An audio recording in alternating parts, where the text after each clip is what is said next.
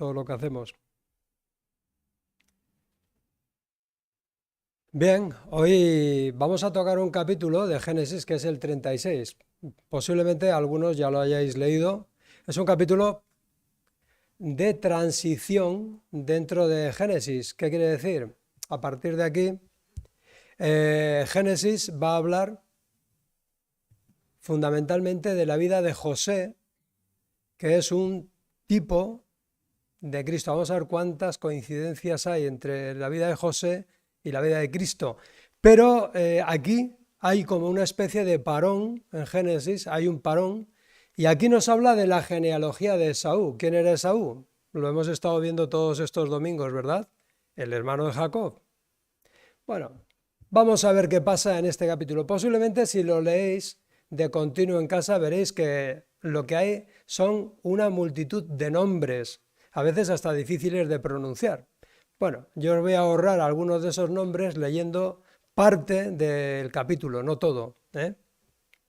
Pero me gustaría comenzar diciendo cómo he titulado esta predicación. Esta predicación le he puesto un título, ¿Seir o Canaán?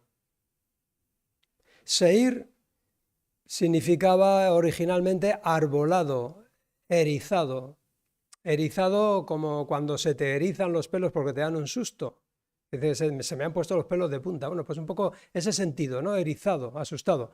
Y Canaán, pues significa tierra de comercio o de comerciantes. La verdad es que la tierra de Israel, de Canaán, es un nudo de Oriente, Mediterráneo, Europa, etcétera, ¿vale? Por eso se llamaba Canaán, porque era como una tierra de comercio, de comerciantes. Curiosamente, e indagando en estas cosas, he descubierto que hay un sitio también que lleva por nombre Canaán. Y Canaán es el nombre que se le dio, paradójicamente, a una de las zonas más grandes de Haití, después del terremoto del 12 de enero del 2010. Es decir, lo denominaron Canaán por el deseo de sus pobladores de contar con un terreno para poder construir allí casas y poder iniciar una nueva vida. ¿Os acordáis del terremoto de Haití? Fue tremendo. La comunidad internacional se volcó con Haití, mandando ayudas, mandando dinero, etcétera, etcétera. Entonces, miles de personas haitianas tomaron la decisión de darle ese nombre de Canaán a una zona de como unos 11 kilómetros cuadrados donde querían rehacer sus vidas. Bien, a pesar de esas intenciones, a pesar de ese deseo, hoy en día, y según cuentan los voluntarios que van a Haití, resulta que aquello es un lugar plagado de tiendas de campaña, plagado de basuras, plagado de escombros y de miseria, a pesar de toda la ayuda internacional que se envió a Haití. Claro, según los voluntarios dicen que todo esto es fruto del desorden y la mala gestión que se estaba llevando a cabo y que se sigue llevando a cabo de los recursos que se estaban recibiendo en Haití. Con esto no quiero decir que no se sigan enviando ayudas, ¿eh? Hay que seguir mandando ayudas donde quiera que haya una necesidad. Ahora es en Turquía, puede ser donde sea. Pero claro, ¿qué ocurre? Que le pusieron el nombre de Canaán con esa buena intención de rehacer sus vidas, pero han pasado 13 años y aquello es una auténtica escombrera.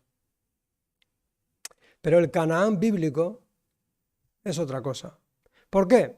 Fundamentalmente porque Canaán hace referencia a su fundador, a su arquitecto. ¿Y quién es? Pues es alguien que no se rige por patrones humanos, es alguien que tiene otras normas, que tiene otras reglas que son santas, que son puras, que son justas y que son de favorecer y de bendecir. Reglas que bendicen. Por eso dice una parte de la Escritura, esta ciudad que tiene cimientos y cuyo arquitecto y constructor es Dios. Ese es el Canaán al que nos dirigimos. Pero recuerda que ahora de momento, para llegar a Canaán, es imprescindible pasar un desierto. La población de Israel, cuando salió de Egipto, tuvo que estar durante 40 años en el desierto. Lo guiaría Josué, Moisés no llegó a pisar la tierra prometida. Y nosotros yo creo que estamos ahí, en ese tránsito, pero vamos hacia la tierra prometida. Lo hemos recordado con la Santa Cena, ¿verdad? Esperamos esa ciudad cuyo fundador, cuyo constructor, cuyo arquitecto es Dios mismo. Los hombres hacen lo que pueden y a veces muy mal hecho, ¿verdad? Pues allí en Haití también hay una Canaán, ¿verdad? Canaán es gozo, es paz y como diría Javier, el Señor, es una tierra donde fluye leche y miel. ¿Quién no quiere leche y quién no quiere miel, no? Sobre todo cuando estamos así un poco flojillos. Porque cuando vamos hacia Canaán, estamos caminando de la mano de Cristo. Y esto es maravilloso. Porque cuando Él promete, cumple. Él es fiel, aunque nosotros no lo seamos. Dice el Señor Jesús, Abraham vuestro padre se gozó de que había de ver mi día y lo vio y se gozó. Abraham sí captó, ¿verdad?, el significado de Canaán, lo captó perfectamente por medio de la fe. Y dijo el Señor Jesús, dice, había de ver mi día y lo vio y se gozó. Abraham, mucho tiempo antes. El Señor lo dotó con esa fe suficiente para ver a través del tiempo hasta los días de Cristo. Y supo que le esperaba un lugar de paz y de reposo. Vivimos pensando que nos espera un lugar de paz y reposo? Porque si vivimos con esta visión de Dios, con esta expectativa, valoraremos mucho menos lo que este mundo nos pueda dar. Porque el mundo también tiene una oferta. Ahora, cuando nuestra visión es elevada, cuando nuestra visión es la de Cristo, cuando es esa tierra prometida por Él, entonces vivimos de una forma elevada también. Dice en Hebreos 4:3, porque los que hemos creído entramos en ese reposo. No dice entraremos en ese reposo, sino que dice los que hemos creído entramos en el reposo, tal como Él mismo ha dicho. Y en este lugar quien reina es Cristo. Estamos hablando constantemente esta mañana del reino de los cielos, ¿verdad? Bueno, no nos olvidemos que hay otro reino, que es el del aire, ¿verdad? ¿Y quién gobierna en ese reino? El príncipe del aire, el príncipe de las tinieblas. Que no hay que obviarlo, porque tan malo es pensar mucho en él como pensar que no existe. El mal existe. Pero nosotros no pertenecemos a ese reino, aunque quiera influirnos. Nosotros, agarrados a la mano de Cristo, vamos viviendo según las reglas de ese reino de los cielos. Y eso diferencia al creyente del no creyente. Eso te da una expectativa elevada. Cuando lees las palabras de Cristo te elevan, te ponen en otra perspectiva diferente a la que te ofrece el mundo. Es bueno escuchar las noticias, yo creo que hay que estar al día de todo lo que sucede a nuestro alrededor, pero que no hay que dejarse influir demasiado. Hay que darle mucho más valor a lo que Cristo nos ofrece que a lo que vemos en nuestro mundo. Porque mirar al mundo trae desánimo, desasosiego, frustración, incluso yo diría que hasta depresión en algunos casos. Pero ¿qué hace Cristo cuando tú buscas en su palabra? Cuando crees firmemente en lo que Él te está diciendo. Pues con humildad lo deseas. Y te hace ver que por muy mala que sea la situación en este mundo, la última palabra la tiene Él. Puede pasar cualquier cosa, en cualquier momento. Las noticias no son nada alentadoras. Europa, la guerra. Dice el Señor, habrá guerras y rumores de guerras y habrá terremotos y dice, pero no se turbe vuestro corazón. Y en otra parte dice, yo he vencido al mundo. Ahora estábamos celebrando la muerte y la resurrección de nuestro Señor Jesús. Tenemos que vivir en esa expectativa, con los ojos abiertos en nuestra realidad.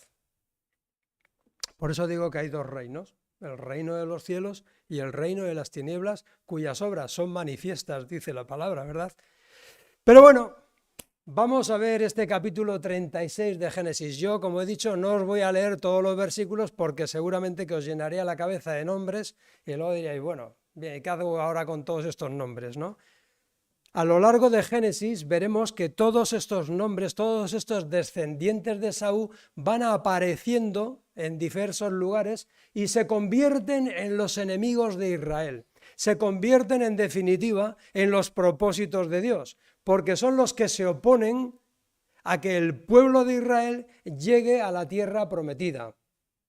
¿Me explico? O sea, todos estos nombres, que vamos a obviar muchos de ellos, son los predecesores, son los generadores de todos esos pueblos. Por ejemplo, Amán, los amalecitas, etcétera, etcétera, etcétera. Pero bueno, ya lo iremos viendo. Hoy vamos a leer el capítulo, no del todo, os lo voy a leer yo, y luego vamos a desmenuzarlo. Dice así, Génesis capítulo 36, verso 1 al 3. Este es el relato de los descendientes de Esaú, o lo que es lo mismo, Edom, o los edomitas, ¿veis? Este sería el comienzo de otro pueblo, los edomitas, unos grandes enemigos de Israel. Esaú se casó con dos mujeres jóvenes de Canaán, Ada, hija de Elón, elitita, y Aholibama, hija de Aná, y nieta de Zibeón, el hebeo. También se casó con su prima Besamet, que era hija de Ismael y hermana de Nabaiot. Génesis, pasamos al 6. Esaú tomó a sus esposas, a sus hijos y a los de su casa, junto con los animales y su ganado, toda la riqueza que había adquirido en la tierra de Canaán, y se mudó para alejarse de su hermano Jacob. No había tierra suficiente para sustentar a ambos, debido a la cantidad de animales y posesiones que habían adquirido. Por eso Esaú, también conocido como Edom, se estableció en la zona montañosa de Seir. Verso 15. Estos son los descendientes de Esaú que llegaron a ser jefes de varios clanes. Los descendientes del hijo mayor de Esaú, Elifaz, llegaron a ser jefes de los clanes de Temán, Omar, Cefo y Cenaz. Verso 18. Los descendientes de Esaú con su esposa Aholibama llegaron a ser jefes de los clanes de Jeús, Jaalán y Coré. Ellos son los jefes de los clanes que descendieron de Aholibama, esposa de Esaú e hija de Aná. Verso 29. Así que los jefes de los clanes horeos fueron Lotán, Sobal, Zibeón, Aná, Disón, Ezer y Disán. Los clanes horeos llevan el nombre de sus jefes de clan, los cuales habitaron en la tierra de Seir. Estos son los reyes que gobernaron en la tierra de Edom antes de que los israelitas tuvieran rey. Verso 43. Magdiel e Iram. Esos son los jefes de los clanes de Edom registrados según los asentamientos en la tierra que ocuparon. Todos ellos descendientes de Esaú, el antepasado de los edomitas. Verso 1 del capítulo 37, pequeño adelanto. Entonces Jacob volvió a establecerse en la tierra de Canaán, donde su padre había vivido como extranjero. Bueno, ¿qué os llama la atención cuando leemos estos versículos? Habla mucho de jefes, ¿no? Gente poderosa, gente que triunfa en la vida. Esaú, desde el principio, menospreció la bendición que suponía ser primogénito y menospreció todo lo que suponía esperar en el Señor, esperar en las promesas del Señor. Él lo menospreciaba. Él decía, bueno, yo voy a coger lo que ahora tengo en la mano. Es decir, él prefería vivir y prosperar con lo que Dios le daba, pero sin Dios. Porque si queremos vivir y prosperar según los planes de Dios, tenemos que hacerlo con Él. Vemos cómo aquí hay una división clara entre Esaú, que se va hacia Seir, hacia ese monte escabroso, y Jacob, que se establece en Canaán, en la tierra prometida, donde había vivido Abraham y donde había vivido Isaac. Porque hay una prosperidad, hermanos, que la da el mundo. Puedes ser jefe, puedes ser jefa. ¿Eso quiere decir que ser jefe, que un jefe no puede ser cristiano? No, no estoy diciendo eso. Estoy diciendo que hay una prosperidad que da el mundo y hay muchas iglesias que ofrecen prosperidad. Que si crees en Cristo no te va a faltar de nada, tendrás el mejor coche, tendrás la mejor casa, tu familia no va a tener problemas. Bueno, el mejor regalo es Cristo. El mejor regalo es Cristo. Pero hay una prosperidad que el mundo te ofrece y te promete si sigues sus métodos. ¿Y cuáles son sus métodos? Los estamos viendo ya, ¿verdad? Los métodos del mundo son la malicia, el orgullo, la mentira, el menosprecio a los demás, aparte de la falta de respeto, la falta de ética y la falta de moral. Bueno, no hace falta que me meta con muchos detalles, ¿verdad? Parece a mí que la ética escasea en algunos círculos, pero eso es lo que el mundo te da. Si quieres triunfar, olvídate de ética, olvídate de moral, olvídate de Cristo y olvídate de santidad. Pero también hay una Canaán, hay una tierra prometida hacia la cual te puedes dirigir, pero para llegar allí necesitas seguir los métodos de Dios. ¿Y qué método propone Dios a la humanidad? ¿Qué método propone Dios al hombre y a la mujer? ¿Qué te propone? Te propone a Cristo, te propone la obra de Cristo, te propone la humildad, te propone la verdad, te propone la sinceridad. Entonces, si tú quieres tener la bendición de Dios, necesitas regirte por esas normas del reino de los cielos. No puedes usar las otras. No puedes usar las otras, porque estaríamos buscando la prosperidad y el triunfo que el mundo ofrece. Hay muchas personas que se acercan a la iglesia tristemente esperando que Dios les dé lo que no les ha dado el mundo, que es riqueza, que es un nombre, que es fama. ¿Cuántas personas están cobrando un caché tremendo a cambio de decir que son hijos de Dios? Vemos cómo los descendientes de Esaú se convirtieron en influyentes jefes, ¿verdad? Lo hemos leído. Pero dice el verso 36-31, estos son los reyes que gobernaron en la tierra de Edom antes de que los israelitas tuvieran rey. Luego ya veríamos, ¿no?, qué pasa con este rey, pero nosotros nos enseña el Señor a pedir que su reino venga a nosotros. Nosotros también tenemos un rey. Nosotros también somos sacerdotes con ese rey. Pero el reino de los cielos es tan real y se acerca y gobierna en aquellos corazones que aceptan lo que Dios les ofrece, que es Cristo. El reino de los cielos se establece en los corazones que humildemente son capaces de decirle a Dios cuando escuchan su palabra, o bueno, voy a usar una palabra religiosa, se arrepienten. Ahora te lo voy a poner en lenguaje actual. Le dan la razón a Dios. Le dicen, Señor, tú tenías razón y yo estaba equivocado. Perdóname. Eso es arrepentirse. El reino de los cielos viene al corazón de toda aquella persona que humildemente reconoce que Dios tiene razón y que determina caminar según las reglas de Dios. Ahora bien, el Señor nos llama a vivir como ciudadanos de su reino, inmersos en otro reino, ¿no? En ocasiones, como he dicho, esperamos que simplemente Dios nos dé aquello que nosotros queremos, que nos vaya bien. Pero nosotros, cuando comprendemos que Dios tiene la razón, que Dios tiene lo mejor, que Dios es lo mejor para nuestra vida, lo que anhelamos es meternos en sus planes. es hacer sus planes, es extender su reino, que su reino llegue a otras personas. Clamamos constantemente, venga a nosotros tu reino, hágase tu voluntad. Pero a veces queremos hacer del Señor nuestro cómplice. ¿Eh? Señor, mira lo que yo deseo, mira lo que he pensado, Señor. Señor, bendíceme. Señor,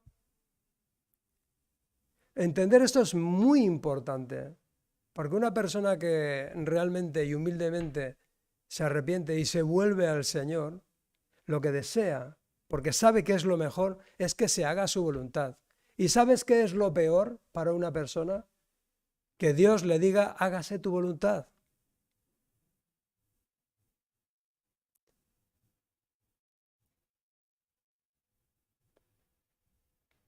En Proverbios, en el capítulo 21, verso 2, dice, la gente, las personas pueden considerarse en lo correcto, pueden pensar que están en lo correcto según su propia opinión, pero el Señor lo que examina es el corazón, las intenciones, lo que buscamos realmente, por qué nos movemos, qué es lo que nos hace tomar ciertas decisiones, qué es lo que nos hace actuar de una manera determinada, detrás de qué vamos.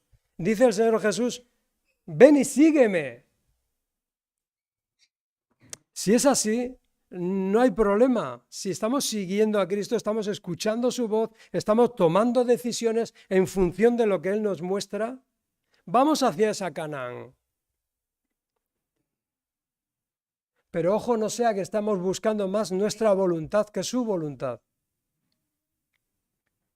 Aquí vemos como Esaú dice, bueno, ¿y a mí qué más me da esa tierra prometida o la tierra que le prometieron a Abraham o la tierra que le prometieron a Isaac, mi padre? Yo lo que quiero es ahora vivir. Yo recuerdo, y esto lo comento así, una persona muy querida por mí que estaba en agonía. Y su esposa me dijo, dice, ora por él, por favor, Andrés. Y yo estaba orando para que el Señor lo recibiera en sus moradas eternas. Y él me dijo así, dice, yo quiero vivir aquí. Yo quiero esto.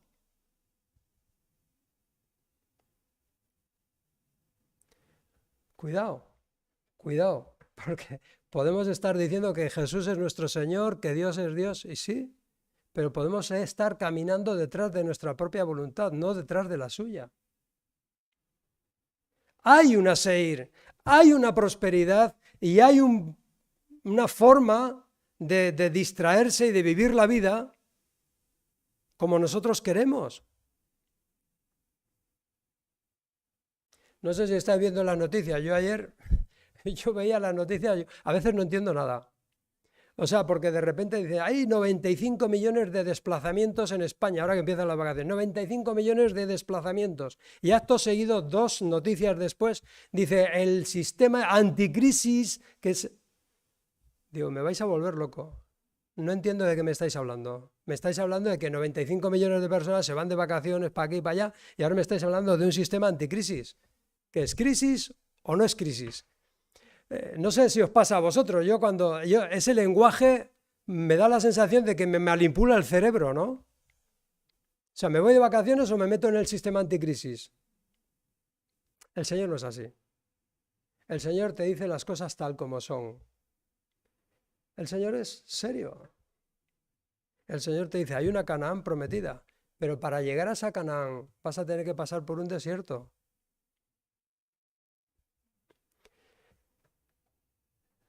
Solo tenemos un Señor. ¿Lo dice el Señor Jesús o no lo dice el Señor Jesús? ¿Sí?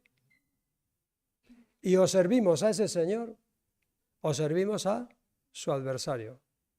Esaú lo tenía muy claro. Dijo, no, yo me voy a seguir. Jacob dijo, bueno, yo me quedo aquí, voy a esperar la promesa del Señor. Ahora la pregunta es, ¿y tú? ¿Prefieres lo inmediato, lo que el mundo te ofrece, o prefieres esperar en el Señor, aunque ahora tengas que prescindir de ciertas cosas? Físicamente, la tierra prometida existía físicamente, era Canaán, ¿no? Entonces, el Señor, cada vez que el pueblo se olvidaba de él y le daba la espalda, ¿qué ocurría? Venía otro pueblo más grande, los cogía y los llevaba cautivos. ¿Es así? Los asirios, los babilonios, eso pasó varias veces. Bueno, y luego ya definitivamente, ¿no? Pero ahora han vuelto a la tierra de Israel. Pero ocurría, y si leéis la Biblia os veréis que es así, que cuando el pueblo se volvía a Dios de corazón, el Señor los restauraba, les volvía a dar la tierra. O sea, que el Señor cumplía. Dice, si os volvéis a mí, yo os restauraré. ¿Y por qué puede hacer eso el Señor? Muy sencillo. Dice el Salmo 24, la tierra es del Señor y todo lo que en ella hay.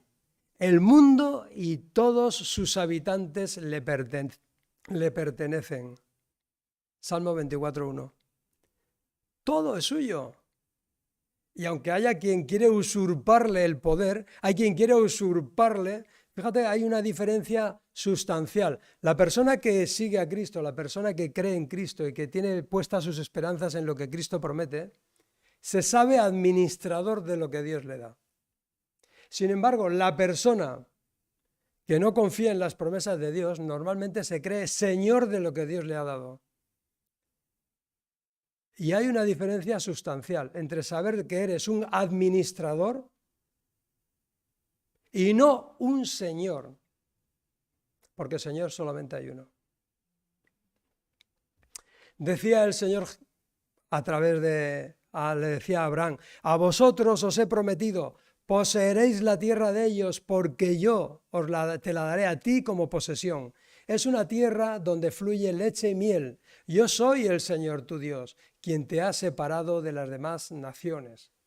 Fíjate, yo digo, vivir como ciudadanos del reino de los cielos es vivir convencidos del cumplimiento de las promesas del Señor. Dice el Señor, poseerás. ¿Crees que vas a poseer? Amén. Pues dilo, porque vamos, te estás perdiendo si no algo importante. Amén. Yo quiero ser de los que van a poseer esa Canaán.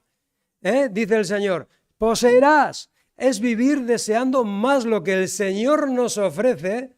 Dice, te la daré a ti, dice el Señor, te la daré a ti. ¿Y deseas tú más lo que Dios te da que lo que el mundo te ofrece? Porque tienes que decidir. No le puedes decir a Dios, sí, Señor, mira, yo me ocupo de esta tierra, yo me ocupo de esta vida, tú ocúpate de mi vida eterna, ¿vale? Yo ya voy a vivir como me dé la gana y luego, pues mira, no, eso no funciona. No funciona. O caminas con el Señor hacia esa Canaán o te estás perdiendo todas sus bendiciones.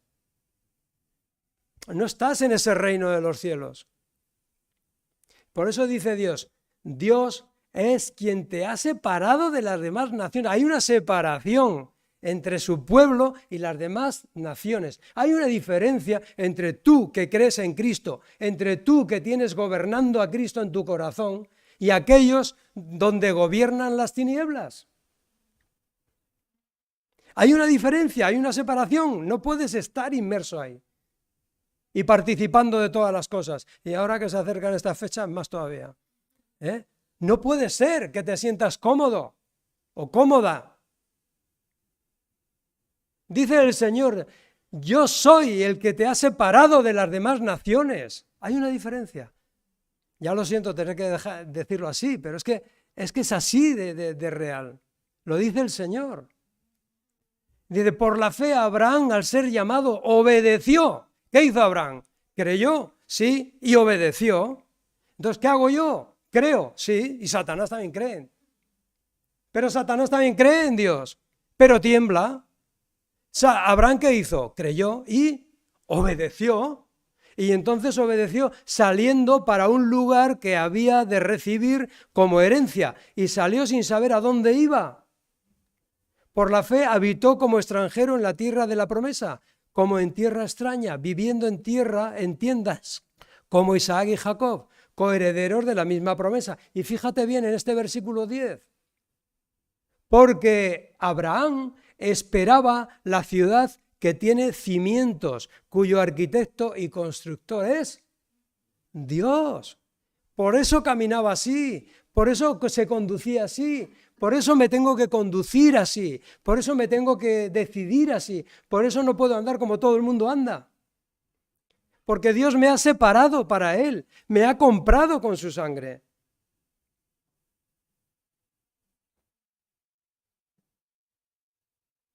Podemos vivir de forma egoísta y buscando tan solo nuestro interés personal.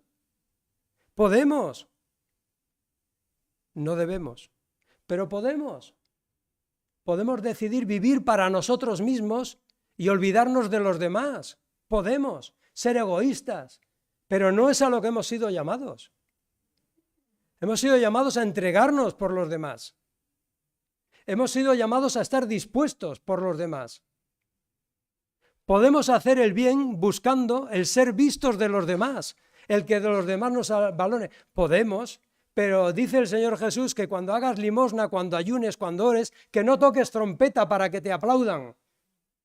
Dice, si estás buscando que los demás te aplaudan y te aplauden, ya tienes todo lo que estabas buscando, lo has conseguido. Dice el Señor Jesús, cuando hagas limosna, que no sepa tu mano lo que izquierda, lo que hace tu derecha. Cuando estés orando, cuando estés ayunando, lávate, que no vean que estás ayunando, no le cuentes a nadie que estás ayunando, salvo que sea un ayuno colectivo, claro.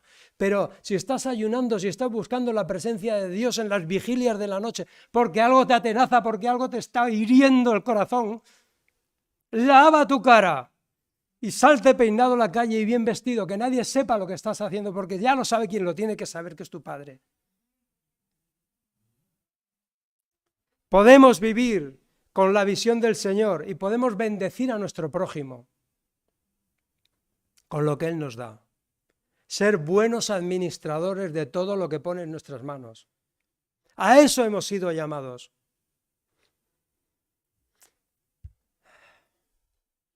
Hay una mujer, el otro día veía un documental sobre una actriz, que seguramente la conocéis, falleció hace 30 años.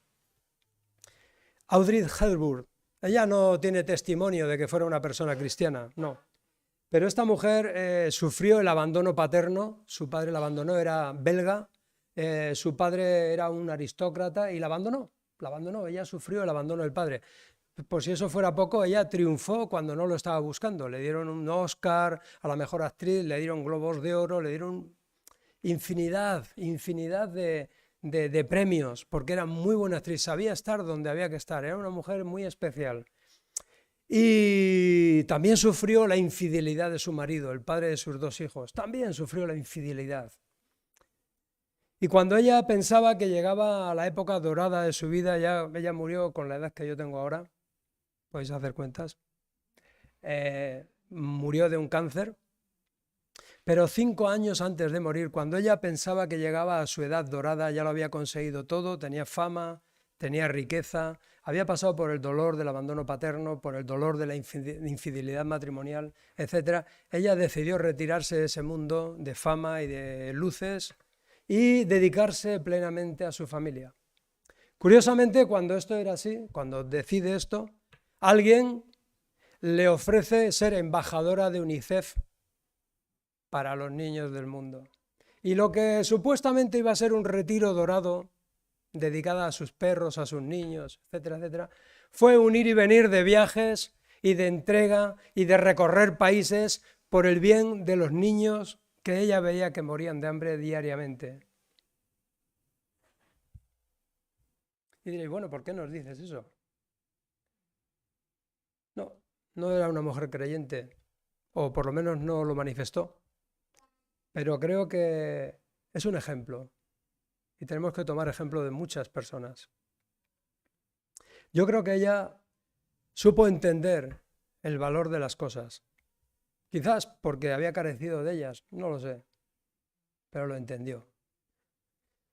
Dice el Señor en Mateo 6:19, no almacenes tesoros aquí en la tierra, donde las polillas se los comen y el óxido los destruye, y donde los ladrones entran y roban. Almacena tus tesoros en el cielo. ¿Y cómo puedo almacenar tesoros en el cielo? ¿Dónde está ese almacén? ¿Verdad?